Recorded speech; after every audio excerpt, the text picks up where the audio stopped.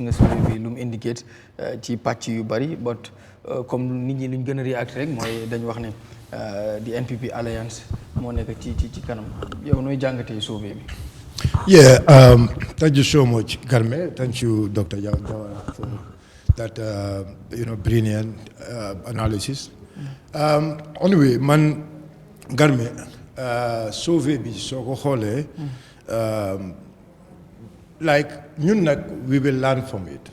Like survey bi su génnee everybody will question the credibility of the survey. Understand? But with all notwithstanding, pour jël document bi jànga si dara tamit loolu tamit ayawut.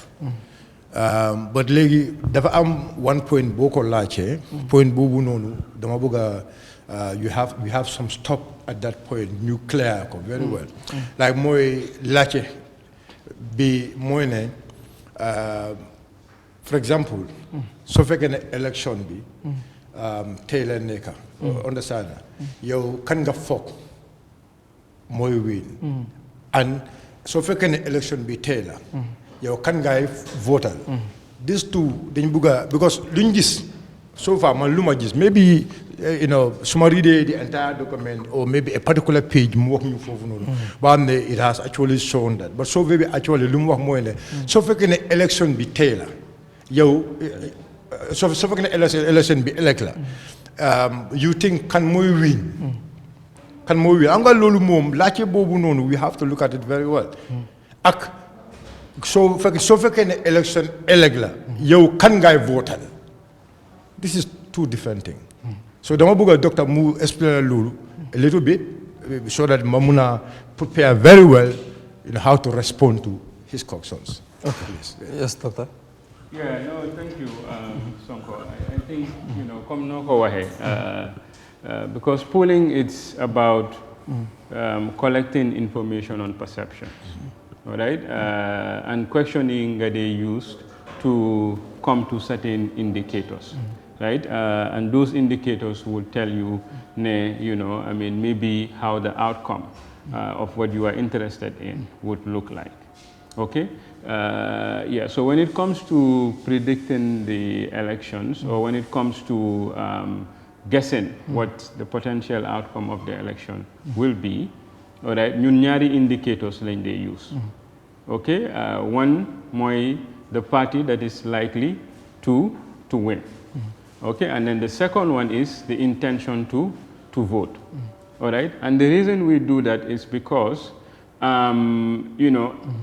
the party that is likely to win, right, it's important for certain section of voters, right, especially given our context. Because da nga am yenen voter yu nga xamne sometimes dañ lay wax ne man I intend to vote for so and so, right, but suma laajte suma xalaat foog naa ne party X mooy win.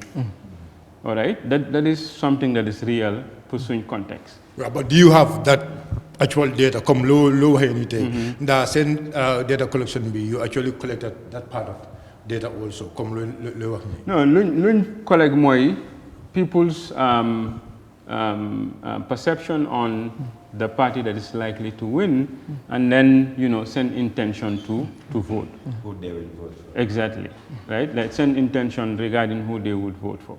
So these are the two that we have, and then the rationale mooy lumala explain ali because there who they will vote for, that one also you list all the candidates like all the parties in the list of so if an election be elect la you think can more win angal name of the parties in that list. Yes. Tamik laajte bi tamit so laajte ni nga ne ko ne so fekkee ne election bi elect la yow kan ngay votal so kan ngay votal for example you understand and you list names or maybe you doo leen dee joxe leen names sax but you leave it at their own discretion pour ñu wax kan lañ xam understand ndax you have a specific portion to all those so say the question it has we actually went to the IEC website at the time and then collect the data on all the parties, right, that have expressed an intention to register.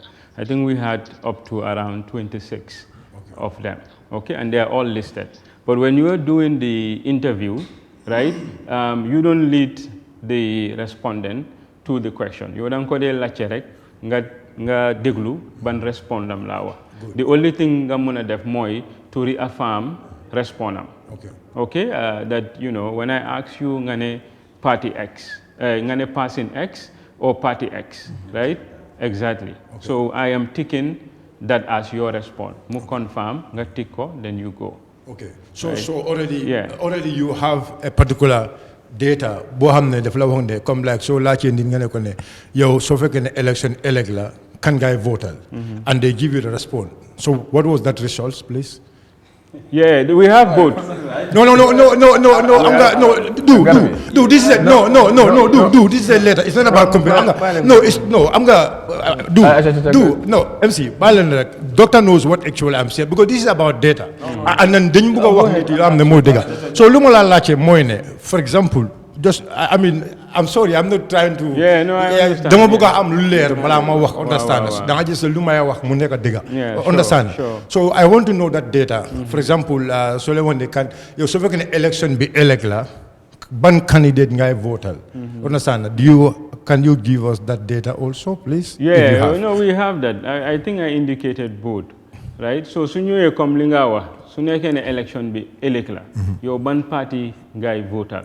Right, so manila there are two dimensions there. First, then check ne, suneke election be elecla. The incumbent versus others. Can guy voter? Wow. Then within the others, the alternative, right? Can guy voter tami mung. Wow, exactly. So but that is incumbent out. No. I mean, yeah, that is incumbent out. Good. Exactly. That is incumbent out. So incumbent in, I want to know that data. Incumbent in. For example, so you say Barrow Legi, all these other candidates. No, you can easily do that because. No. Don't look at some data. Did your data actually reflect that? No, it reflects it. Okay. What is the percentage? It because we know already. You have undecided voters. Yeah. Undecided voters. We know the undecided voters. 30% undecided voters. 30%. No, you cannot. You cannot do that. You cannot give it to the opposition. Even if you collect, even if you collect the entire, for example, if you collect all the political parties, list you give every political party. Obviously, you know that I'm undesired voters. Undesired voters, we don't go Ken. Okay, let me simplify.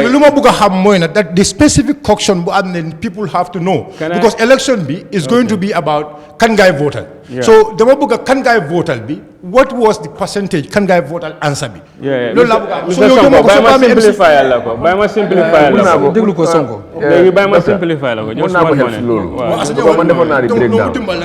so the percentage can guy voter. Yangi am the NPP and APRC alliance 34% la. Ne ñom lañu voter. NPP and other alliance. No, NPP alliance sorry NPP and alliance bi. Moy 34% la. Moy la pour kan ngay voter. Kan ngay voter. Comme c'est élection amna élect wala tay 34% la kan ngay voter. Kan ngay voter la. Waaw. With page sorry. Versus 14. 34% ñoo ne Barrow su nekkoon teeloon élection moo la ñu votal. 49% bi ñi ne ñoom duñ ko votal. Si 49% bi da nga def breakdown. Exactly. Si breakdown nga def other parties. Comme for example UDP am na 20%. But da nga def breakdown daf laa woon ne they will have only 14 point something percent. mooy yow ne ba yóbbu la ñu votal. Exactly. Après 20% breakdown boobu. So da nga isi boobu mu isi la 14 point something percent wala isi loolu. So soo ñëwee léegi APRC Noto Alliance dañu am 4.6%. Okay. Understand nga? So noonu nga so ñëwee si. Waaw pour nga understand. Okay, alright. MC ko lu bëgg mooy. No, aral ma yisi suma analysis na. Very good time ngay dem. MC. Wa sa point yaa ngi baax ba continuer am nga pour ñu gën a yaa ko yaakaar. Understand suma point okay, am nga lu ma nekk di wax mooy la lu tax ma laaj ko ni. Lu tax ma laaj ko ni the specific point yow boo nekk di laaj mooy ne like if election held tomorrow vote for the current president versus another candidate. Your data bobu nga nekk di ma wax ni that the president against the entire opposition. So and then the president's against the entire opposition. Well, against the entire opposition. Then go break down. La opposition be 20%, 7%. Mo nga break down. Kuna from there mu jox la percent bo wara am yow. Okay. So break down. Well, no. I'm going MC. This thing, this is data. I know how the data is. This is science, MC. So like you dem rek man I just want to. Yeah, no. Go with me. Go na fa def ben leral. Okay. Xam nga mang la wax ne, like if you look at that data, that 34% and 49%, and then you have undecided, and some that have not even, responded to that question, right? So further in the report, we looked at just the people that responded on that question, okay? Excluding the others that did not respond or are undecided. So far, it comes to 40-60. Right? 40% are saying, they would vote for the incumbent, and then 60% are saying they prefer another candidate. Okay. Right? So Mota Manila, it's like if you take 10 people, right? Yangi am 4, Nyula Wahne, they prefer the incumbent. Then you have 6 that is telling you they prefer another candidate. So Manila 6 bobu nonu, another candidate, more basically the opposition. Okay. Right? Anyway, so if you break that down, exactly. So that's why I said if you look at the 6, it's like UDP has 2 out of that 6. That means 4B. Exactly. Go to the to the other parties. No, to other parties. Exactly. All right, the other party. So I have the breakdown with me. I'm going to breakdown. That's fine. But I think it's good. Clarification yi kii def yëpp. Yow noo gisee sauvé bi da nga jàpp ne. It's welcoming. Okay. Sovebi is welcoming. Like Maluma works my guy Moine. Sovebi for us as a party, we're not going to downplay it. We as a party, we're doing a lot. Understand that? So if this survey comes, we will take our time. Watch it, study it, and see what else we can do. But luma buga work fee prumum leer moine like niti ñu am na dañ wax ne UDP dropped from 27 to 20. No. The cauctions are completely different. Lolu dama buga ñu leeral lolu very clearly that we did not drop the cauction the last survey bi bu mu wax ak this survey the cautionnaires are completely different. Understand? Last more August. I think August. Last August survey. Wow, last August survey. It was asking people a particular candidate. Understand? A particular candidate. Understand that? So, for example, Usain Lumam on that as our candidate, Usain Lumam. I think UDP with Usain was 27. You understand? And so, but this survey now, understand that the caution they ask. A caution and the bubbling lachon is completely different. Okay. So people who are saying UDP dropped from 27 to 20, then you want to understand. And you drop in you understand. If whereas that survey was Degala, for example, survey of Degala, or this survey of Degala, if all these surveys are credible, for example. So as a party, we will learn, we will study it, and you check what improvement you want to do. Because so whole because I was reading Senso Baby, they explain a lot. For example, regional, every region, understand, sa support base be, understand, it has reflected that one, support being in this particular area, support being arms in this particular area. So Lolu, what actually is telling you, Moine, how are you going to prepare to make sure you do some changes in that area? Understand? Lolu Munyo, Jangali Lulu, understand? Okay. So we will take that piece, understand, add it to our Linyodef, understand, so that we can have progress. Okay. But so far, so wholly, the entire survey, I am not saying it's right, you understand? But the performance, Bumagis UDP, I think it's actually a great performance. Because Luta Money actually a great performance. For example, Legi, New Hall, if you let's come to the economic side, so the economic side, job side, hardship, understand that. So Nina Tao Beto, Iba understand President Barrow, me along Golem to incumbent Abe Boykan. You understand? Because if Gambians are ready, or if Gambians really cares about having a good leader, because if you are telling me a leader, Mayor Lonko, you are not expecting that leader to deliver. You imagine ka expect ko nying nyaton ko nying abe kule kele Mayor Lonko abe better. So basically, I don't think you have to vote for that person, even if you have not decided who you are going to vote for. So basically, you should not vote for that person. You understand?